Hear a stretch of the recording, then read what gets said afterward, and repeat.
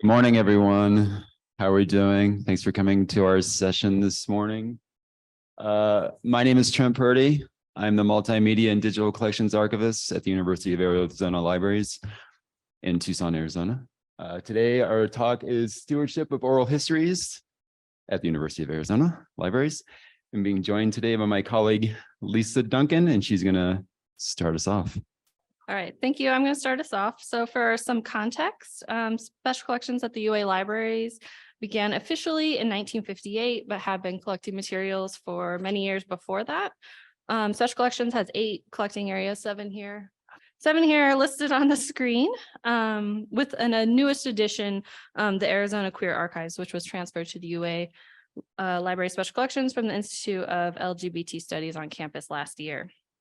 So the majority of the oral histories in our collections are from the Arizona and Southwest collecting area and the Borderlands collecting area, with many of those transferred from other repositories on campus, like the many collections that we got from the Southwest Folklore Center when they transferred their collections to us.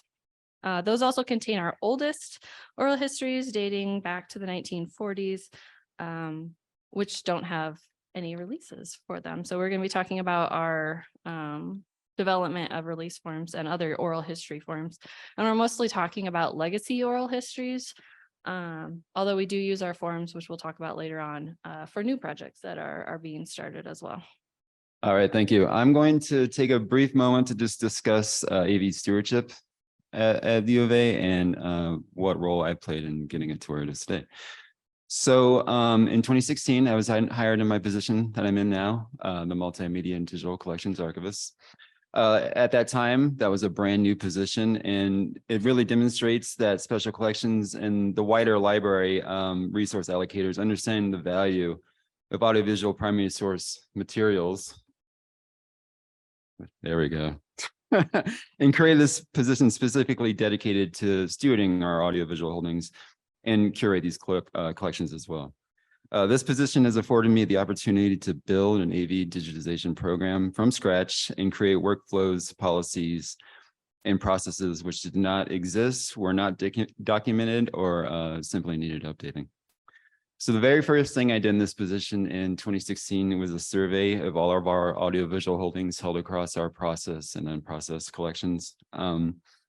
From this, I prioritize processing priorities and digitization of unique audiovisual assets with high research potential.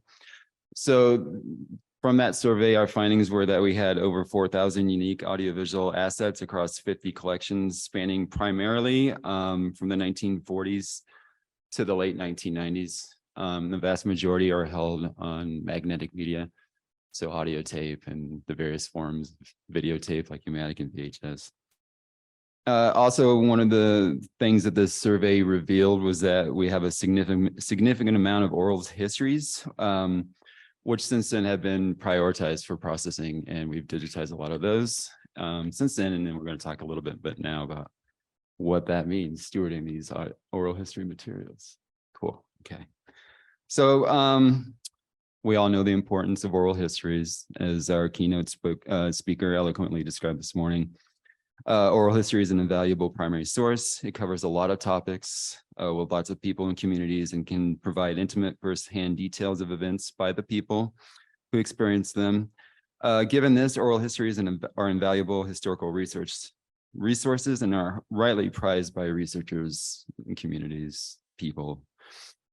These days, it is relatively easy and inexpensive to do an oral history, which has led to an explosion in the creation of these materials.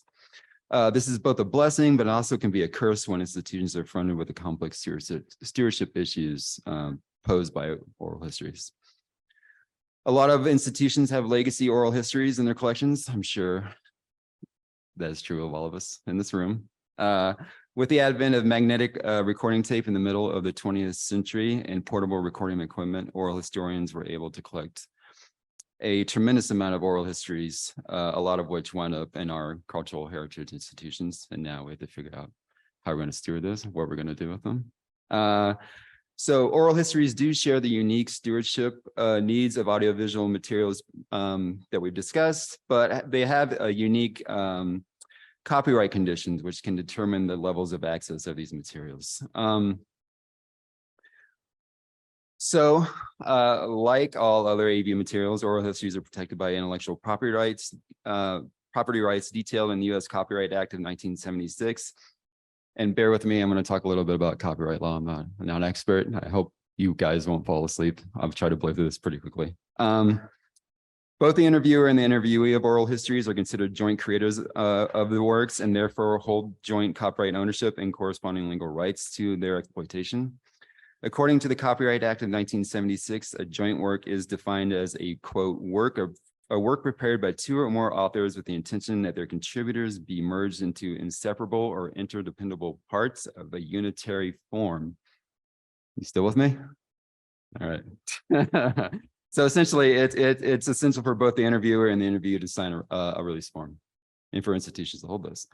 Legally, a release consists of two parts, a deed of gift and an assignment of copyright. This is important because an interviewee can donate a recording to an archive, but can retain ownership of a copyright.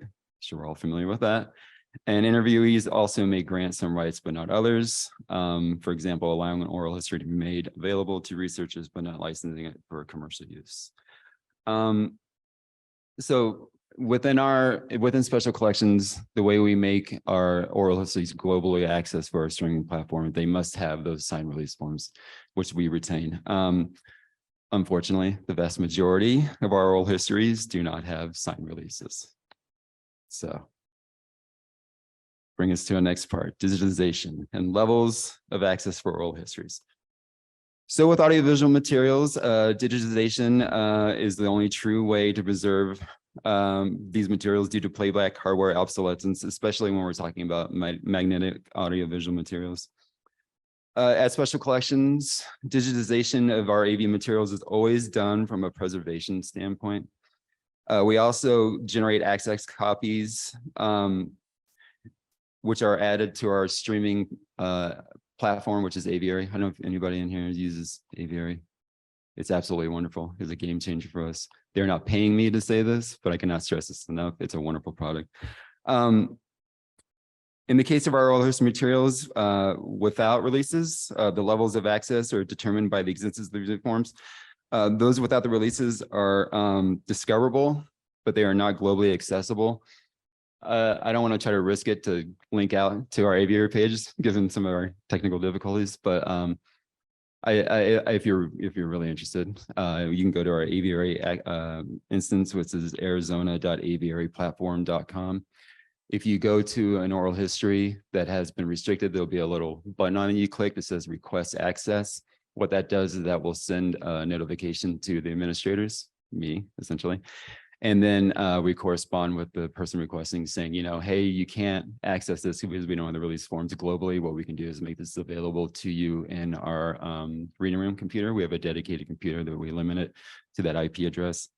And then they come in and they sign some forms, which Lisa's going to talk about. Right. So when I arrived back at Special Collections in 2017, we started reviewing or creating many workflows, documents, and different forms for various collections management functions.